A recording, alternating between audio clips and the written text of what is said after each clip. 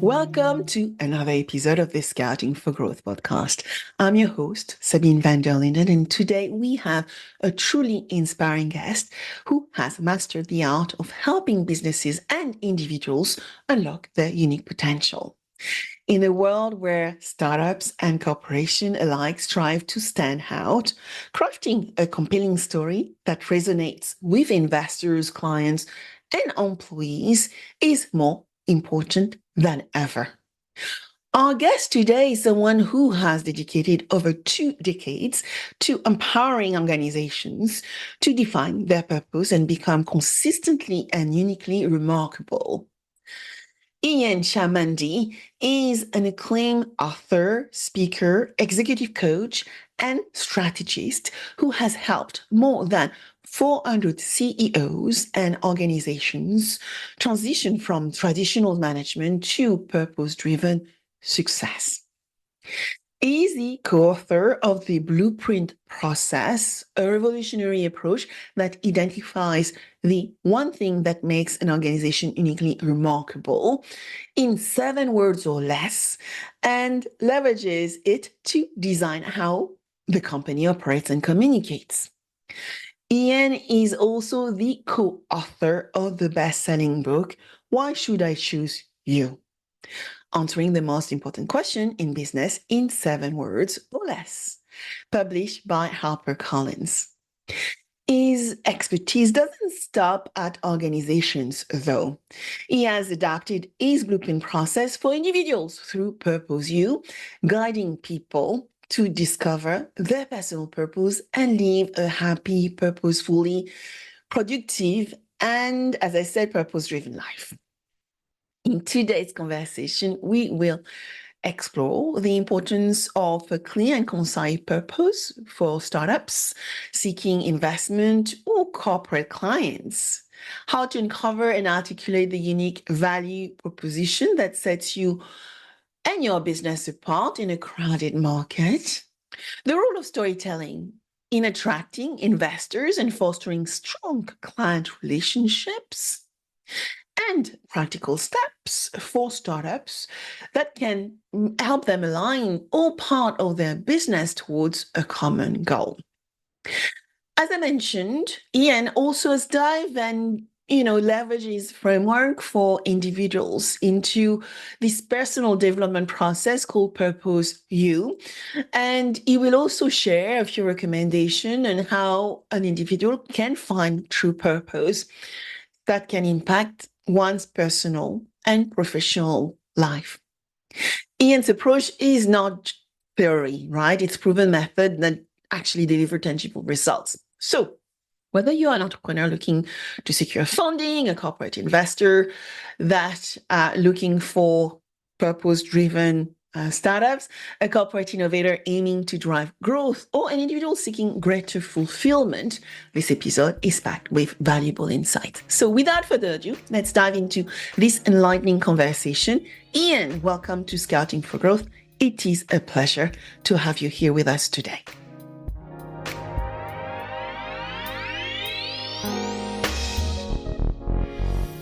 So hi, Ian. Thank you so much for joining me on Scouting for Growth. Thank you, Sabine, for the opportunity to talk to you and your audience. So Ian, let's just get started with some background and getting to know you a little bit more. And so can you share a bit around your journey? What got you to be passionate about helping organizations to define their true purpose? Great question. So it started, I believe, in my very first job coming out of university. I was a copywriter at an advertising agency. I had no business being a copywriter, but I was. And, I would be typing away, trying to write advertising, and it was all so generic, so banal, so cliché driven. And I was frustrated because I wanted to get to the sort of true authenticity of the company or the brand or the product or service. And all I was pumping out was this cliche-driven copy. So I went to an art director in the agency and I said, can you make me this sign that says, is that true? And I taped that on the wall behind my typewriter. My typewriter. And it didn't improve my copywriting, but it did it did begin a journey to get to the root authenticity. And so if you fast forward ahead about 20 years ago, I started my current company, Blueprint, with a partner who sadly died during COVID. But we started the company because we had a shared passion for strategy and a shared frustration for mission, vision, and values. You know, it was always done so badly. And we thought, okay, we can either educate people on how to do mission and vision and values properly, or we can create something new. And that's what we did. We created the Blueprint process. And the first part of the Blueprint process harkens back to that sign on my wall that said, "Is that true?" Because what we do is we define the one thing at the essence of the organization that makes it uniquely remarkable. There's always one thing. So we get to that root authenticity of the organization. What is the one thing that makes it uniquely remarkable? And we have to identify that or articulate that in 7 words or less, which doesn't seem like a whole lot of words, but the reality is it's usually 2 or 3 or 4. Now that you have this expression of what makes you uniquely remarkable, you can use it to define the 2 broad activities of the organization, which is what is everything it does, the operations and product development and service or product delivery, and everything it says, its branding, its marketing, its sales, and all of that stuff. So that's really how I got to where I am today, which is I have this process, this set process that defines what makes you uniquely remarkable as an organization, and then allows you to live according to that on a daily 24/7 basis. So let's unpack a little bit of what being truly remarkable means. And first, let's just get into some definition, because actually just last week I was running a workshop, Ian, around authentic identity with executives and startups in Zurich. And I would love for you to actually explain to us from your point of view what being authentic means, but also we went into diving into defining vision, mission, and goals. And so getting people to really understand the difference between the short-term, long-term statement of who we are or who we want to be, would be great to start with that before going into your blueprint process. Sure. So the best definition of purpose, and the one that I've stolen, was by Pablo Picasso, the famous artist. He said, "The meaning of life is to find your gift, and your purpose is to share it with the world." So I just rephrased that to make it a little bit simpler. I said, your purpose in life is to find your gift and share it with the world. Well, if you buy that definition, then step 1 is to find your gift.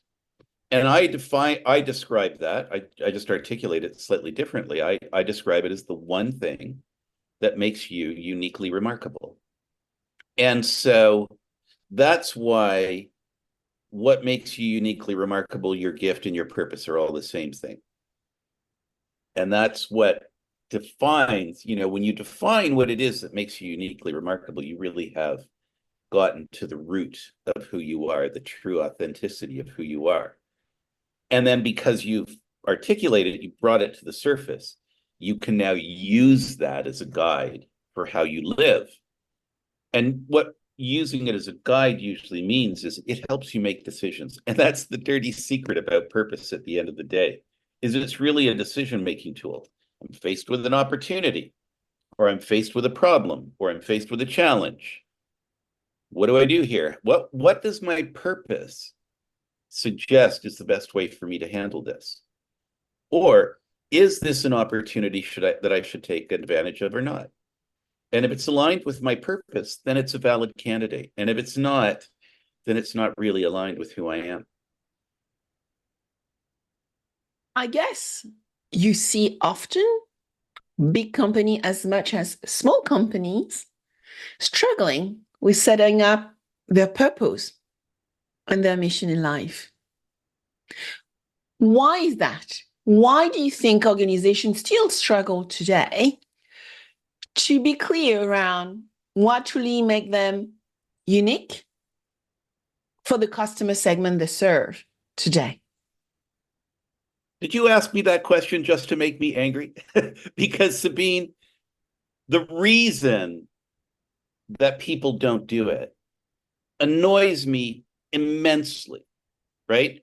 So I believe that the single most important strategic asset of any organization, for profit or not, is knowing what makes it uniquely remarkable.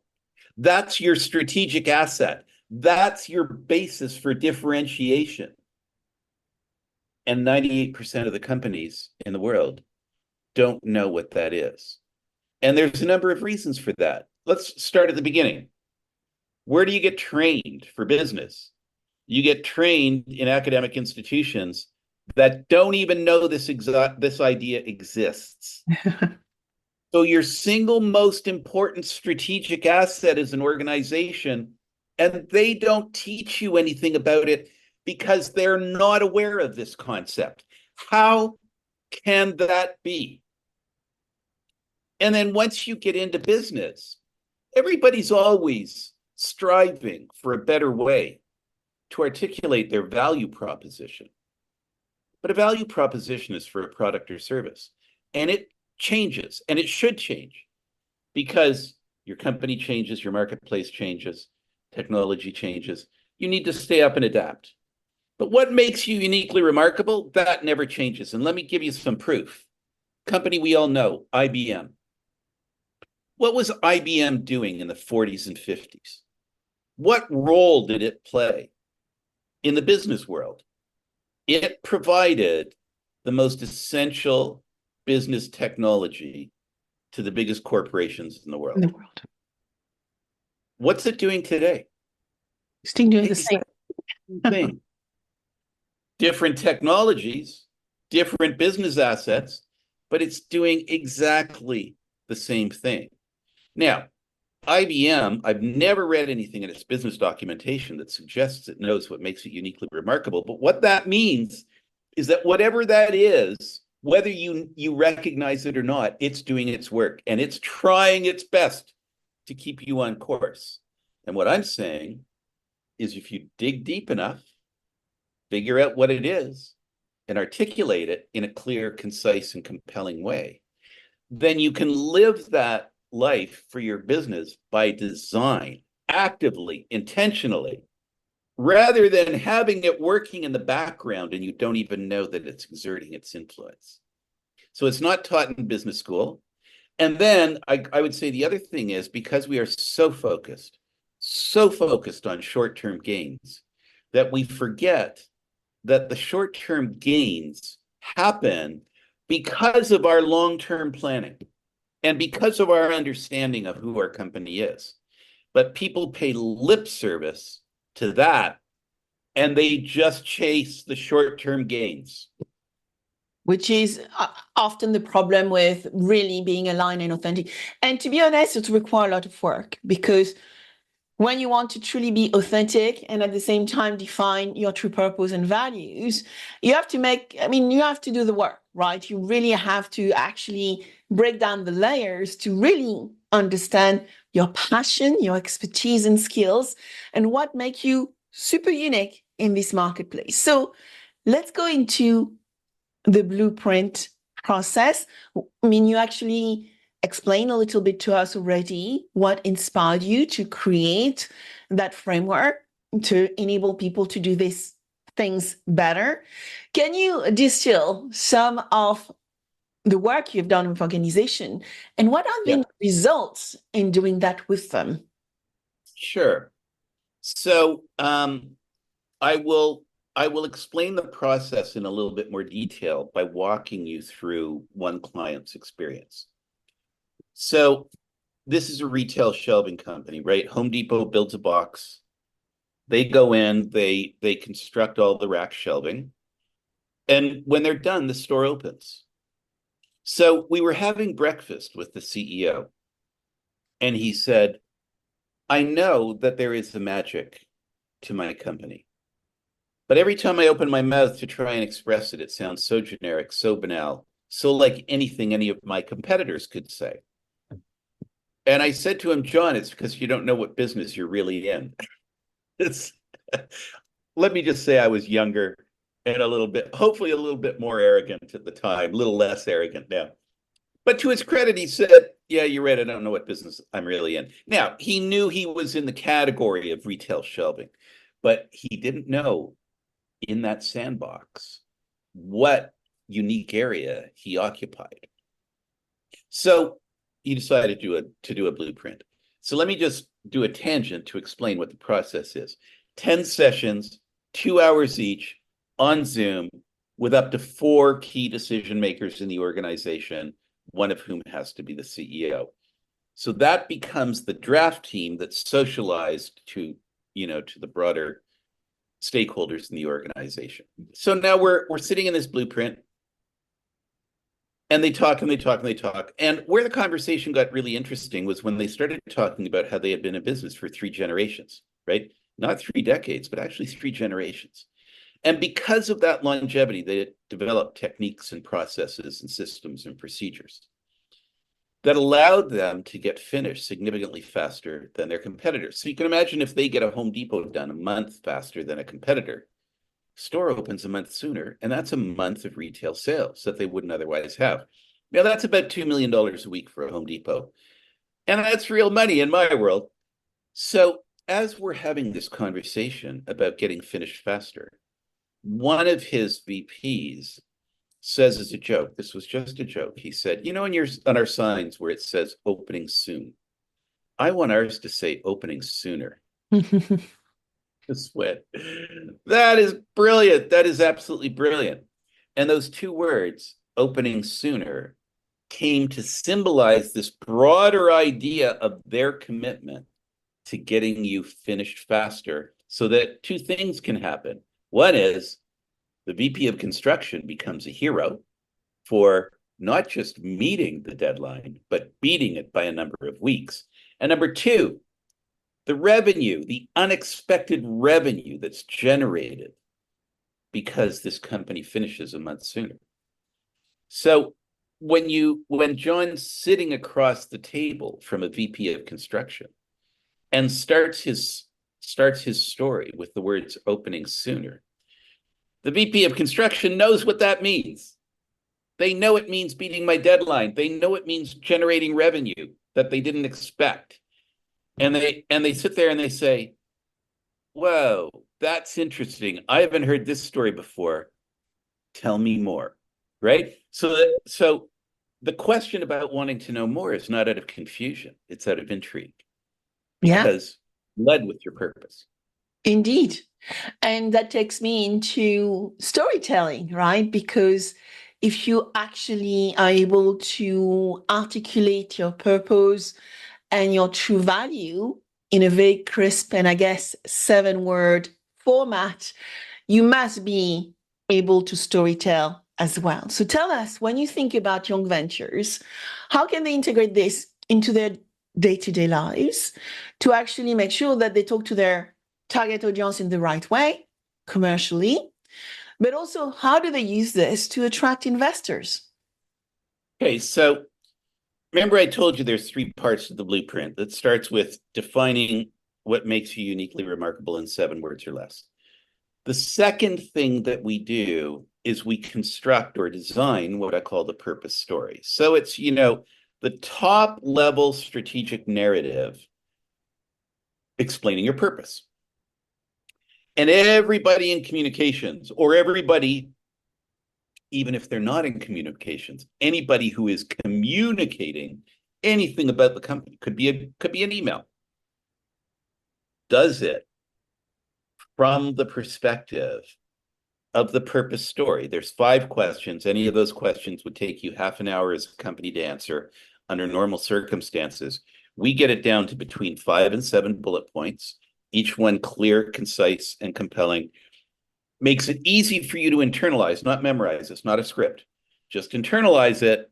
And once you do, when you start telling the story of the business, whether formally in communications or just talking, you'll be shocked at how effectively you communicate the full value of the organization. So the way to do it is to internalize step 2, the purpose story. Now, the way that worked with John's company, the retail shelving company, is they all redesigned their LinkedIn profiles to reflect opening sooner. And John got contacted by a mid-level construction person at Home Depot who saw his LinkedIn profile, saw the opening sooner story, and reached out to him, said, would you mind coming out here? They're in Vancouver, in Canada. And they said, would you mind coming out here and talking to us about your approach? He said, sure. So he flies out to Vancouver. He's expecting to talk to this mid-level manager and then slowly work his way up the system to the senior decision makers at Home Depot, the traditional process, right? No. When he gets there, he gets ushered into the boardroom, and the entire senior leadership team is in there to hear his story.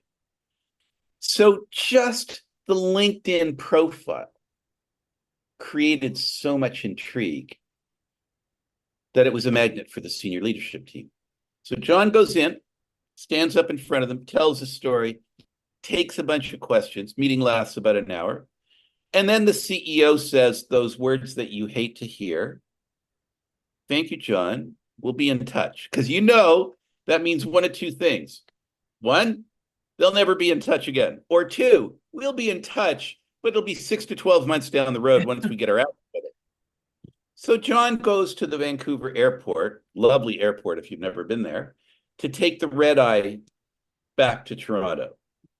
And by the way, if you're in Europe, that's a 4-hour flight. It's a long way across this country.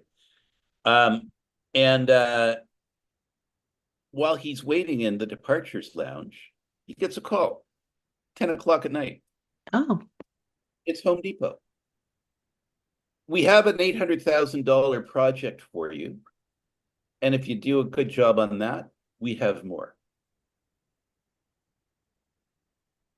Incredible. And that all came from a story briefly told on LinkedIn, but because its root was opening sooner, which everybody in the retail construction business, they know what that means. That got John business at Home Depot, at Best Buy, that he still has to this day. It's a great story because what you are highlighting is alignment with the purpose and making sure that purpose is actually communicating outside the organization through different channels. You mentioned LinkedIn, and that is one thing that I was actually highlighting to those executives and senior leaders I was meeting last week is, the process of defining your authenticity is to share it with the world. And think about your website or LinkedIn, any social media channel. There are channels, there are tactics to actually allow you to access the market you want to access. But before that, you need to have a strategy and therefore do a little bit of work to really understand what that means for the target markets, right? The niches you are trying to communicate with. Which takes me, actually, Ian, to even, when I think about mine, I often say to people, when they ask me, what do you do? I often say, my goal is to build digital ecosystem. And I say to corporates, why build when you can partner? So that's why I work with startup young ventures. Why build when you can partner? And now there's this new concept called venture clienting. And the way I do this is through a framework called venture clienting, which is about doing it right. And often venture clienting is focusing on the corporation, forgetting that there is another side of the pie, which is how the startup work with the corporates. So it's about commercialization on the other side. And so when you start looking at the different ingredients you just mentioned right now, Ian, what are some of the challenges you think startups really need to get to grip with right now, looking at the speed of change, right? Why do they need to understand the ingredient, the blueprint process if they want to be successful in a market which is changing fast with technological advancements? Okay, so I'm just taking some notes here because I want to make sure that I include all of these points in the answer. So we're talking about startups and why this is important to them. Okay, so where I want to start is the notion of full value. And then there is a sales secret that almost nobody knows, and certainly nobody knows it less than most startups. So here's the thing. Every company is in a never-ending journey to express their value better. And in that journey, they are virtually never successful. And what that creates is a situation like the simile, you've got three blindfolded people surrounding an elephant. I'm sure most of your audience has heard this before. One person is feeling the trunk and says, oh, it's a hose. And one person feels its side and says, oh, it's a rough wall. And one person is yanking on its tail and says, oh, it's rope. But none of them see that it's an elephant. And that's the process of figuring out your value proposition for your products or figuring out your value as a company. They never capture the full value because they're not looking for the right thing. So now you have startups who have a really cool idea. Often they're engineers, which is not a good mix with storytelling and marketing. And, it's just like, we got a great widget. People should just buy it. No. Doesn't work that way. Sorry. So there is this idea of getting to your full value. And when you think back to my opening sooner story, John always had a list of features and benefits, but it was like, the elephant. And when he got to opening sooner, that captured the full value in the minds of his customers of what he delivered. And now I want to get to the second point, which is the fundamental difference between what you're selling and what your customer is buying. They're two completely different things. Startups know what they're selling. Even if it's an incomplete knowledge, they know what they're selling. They have no clue what the customer is buying. And I'm going to say the same thing about mature companies. You don't get any better at it the more experience you have. Everybody focuses on what they're selling and not what the customer is buying. Now, go back to opening sooner. What John is selling, I have a better hiring practice, so I hire better people. I have a better training process, so they're more skilled. We have better technology, so that enhances our ability to go fast. We have better so he's got all these features and benefits that he always used, but they were all a means to an end. What was the end purpose of everything he did? And the end purpose is opening sooner. That's the full value of his organization, and he didn't know it until he discovered what made him uniquely remarkable in 7 words or less, opening sooner. So as a startup, if you wonder why you've got the world's greatest widget in your mind and it's not selling, it's because you're speaking German to people who understand Chinese.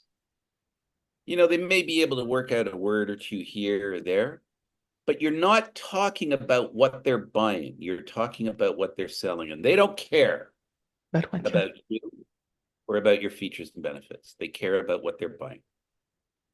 And so if a startup with so much money on the table, right? Whether it's hundreds of thousands or millions or tens of millions that you're potentially pitching, there is so much at stake. Stop. Take a moment. Figure out what makes you uniquely remarkable, and then go out and sell that to investors, and you'll make sales just like that. So you just mentioned investors, Ian. What could investors looking at them, looking at the problem from their perspective, how can they improve the value or the messaging from their startup portfolio? Because as you know, investors usually owns many ventures. Some are messaging better than others. What would be your recommendation from an investor viewpoint around decision making around their portfolio? But also, my next question would be, how can they make sure that all of them have, blueprint, proposition, purpose, statement that are truly aligned to what they are doing and what is on the shelf? Right. So I think the value of, first of all, if you are an investor, whether you're an individual or an institution, you should understand what your purpose is, because that's going to help you invest in organizations that are more aligned with who you are. But I always considered knowing what makes you uniquely remarkable as an insurance policy for investors, because you just sat in front of a pitch and you know that pitch was not good. Mm. And you know that because of your experience as an investor, and possibly even in the area that this company works, that you were able to see through their bad story to their real value. And that's why you invested. But you got a problem, because you now have sunk your money into an organization that doesn't know how to sell itself. Didn't know how to sell itself to you, but it doesn't know how to sell itself to anybody else. So if you want to optimize, sorry, let me back up one step. As an investor, right? If you're realistic, you know you've got a portfolio of 10 companies, one, maybe two are going to make it. Well, if you can take all 10 of those companies and make it so that they can tell a magnetic story, a charismatic story about what they do, and let's say you increase that success rate from 1 or 2 to 2 or 3, or 3 or 4, what does that mean for your bottom line as an investor? That's a massive difference. You make this small investment of time, effort, and money up front, and as a result, you could have one more hit out of those 10. And you know that that one more hit translates into millions or tens of millions of dollars, or maybe it's a unicorn. Indeed. And so you have been able to use your framework not only for businesses, right? You also are working with individuals through Purpose You. Can you tell us how individuals have been able to leverage your framework to improve the way they communicate, I guess, with their own audience? So I assume it's creator economy, coming about. So you have the balance between helping businesses with being truly themselves and unique and formulating that well, but also individuals. Tell us a bit more around Purpose You and how you are helping individuals as well. Sure. There was one part that I left out of that last answer, which is, you asked me, how can a startup know that it's getting to its authentic self? Yes. And here's the answer to that question. Every single company was started for the same reason. And when I say that, people say, you're out of your mind. No, because one person or a group of people, they're working in an industry, they're employees, and they learn. They learn from the people who have more experience. And as they get more experience themselves, they start to say, you know what, I wouldn't do it like that. But I would do it like that. I do like that, but I would do this differently and I would do it. And so at some point, they leave. And that person or that group of people leave to form a company because they're saying to themselves, I can do this better. That's the reason every company is started. Somebody or a group of people say, I can do this better. Now, you ask them, okay, what's your better way? And they explain it to you, and you go, well, that sounds pretty generic to me. But if you take the time to dig deep into what the real value is in there, then even though you're a startup, you might even not have your product built. You don't have any customers, but you do have the authentic answer to what is it that makes you uniquely remarkable, right? So then what happened? COVID hit. And I said to my partner, we're not getting any business for 12 to 18 months. So I decided to get my executive coaching certification and be an executive coach to help tide me through this period. And I was a generic coach, and I wondered how the marketplace was going to talk to me, to tell me how to specialize.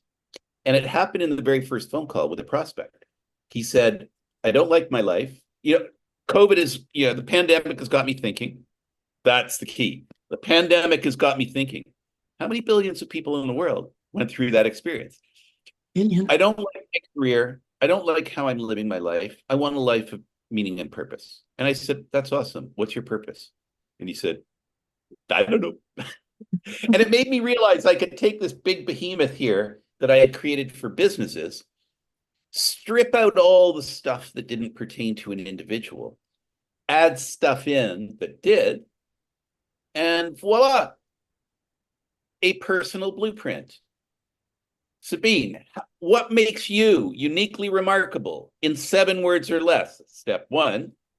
And then, how do you tell the story of your purpose? That's step 2. And then 3, how are you going to use your purpose to actually design a life of meaning and purpose?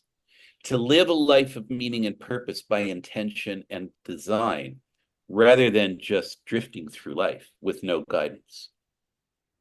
So that's how the personal blueprint came about, which I would do one-on-one with my clients.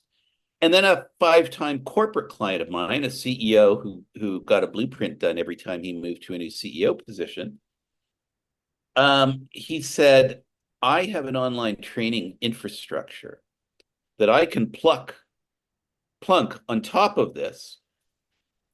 And instead of you doing it one-on-one, you can do it one to millions. You can help people in the world define what makes them uniquely remarkable and then design a life of meaning and purpose.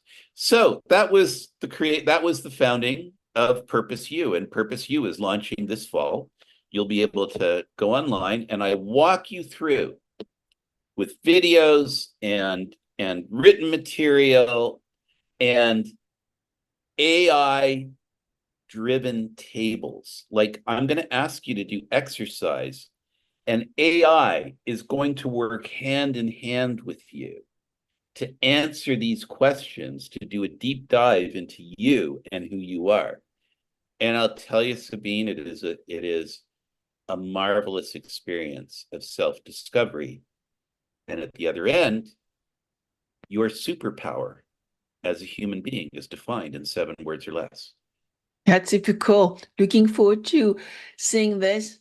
Actually, Ian, make sure to send me the links that I can add them to the notes for this conversation as well, that people can actually find not only the blueprint process, but also Purpose U, which actually can go hand in hand for any C-level executives to have a true purpose aligned to the company they're working for or building themselves.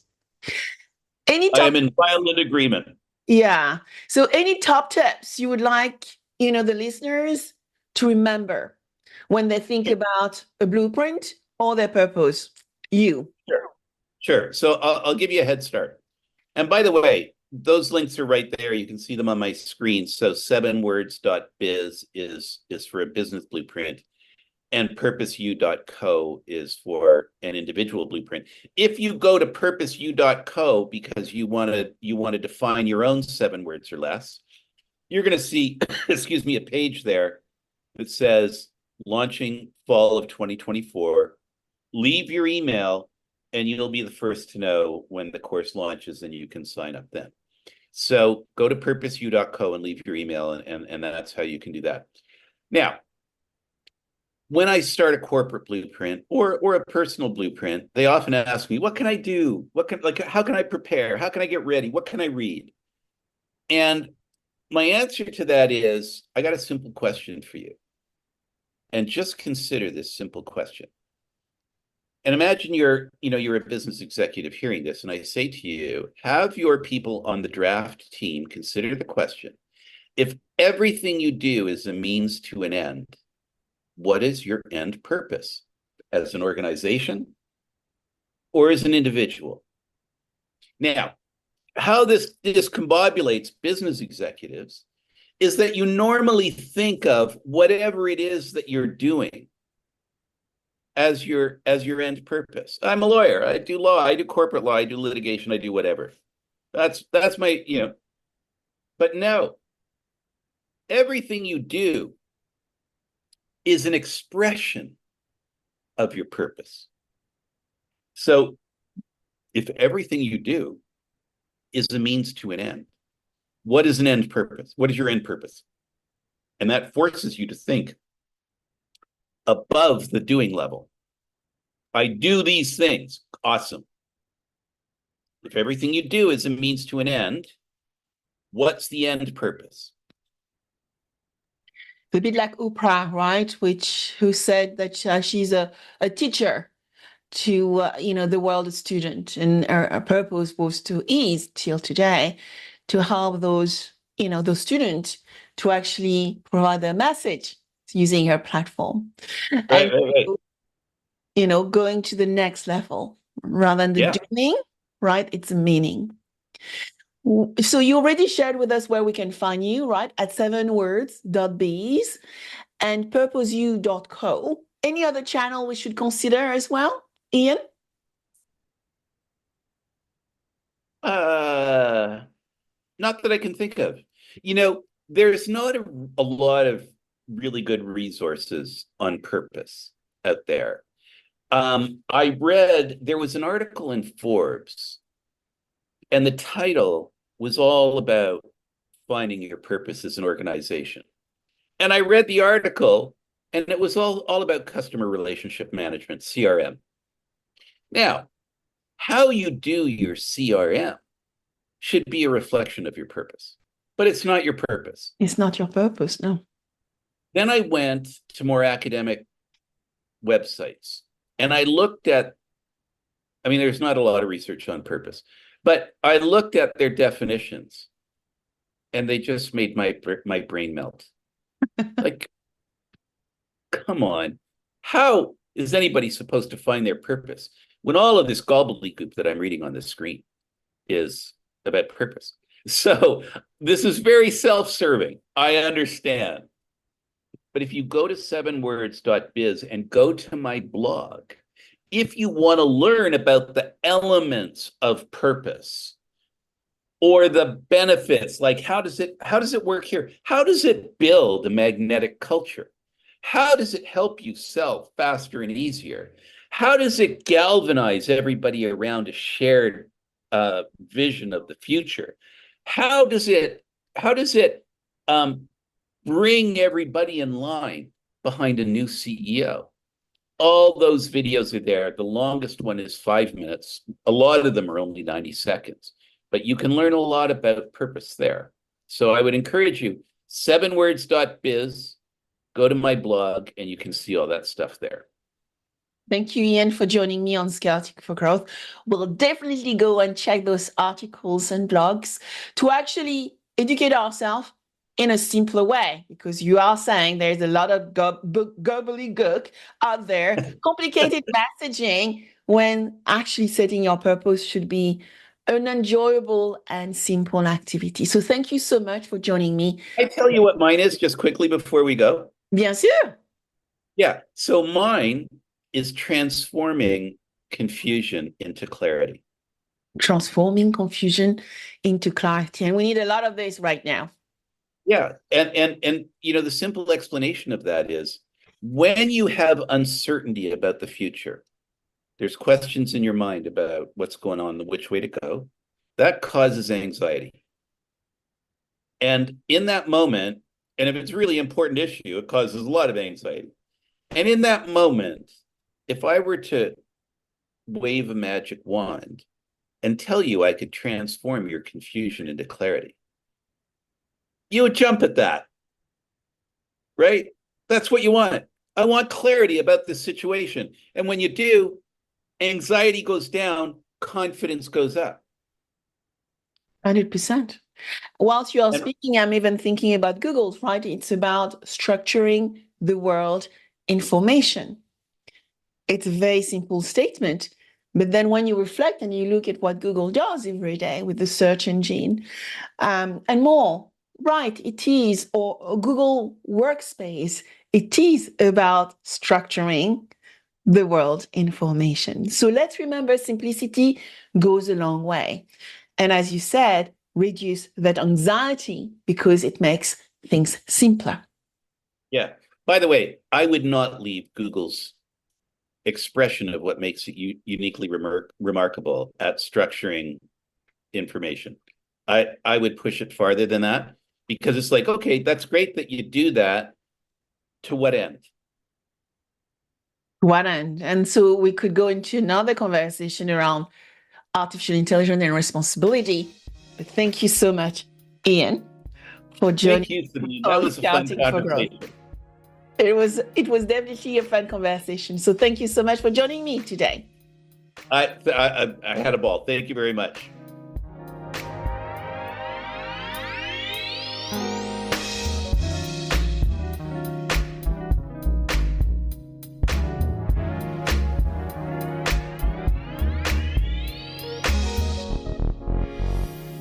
I hope you enjoyed this episode of Scouting for Growth. Please subscribe, share with friends, and leave a 5-star rating.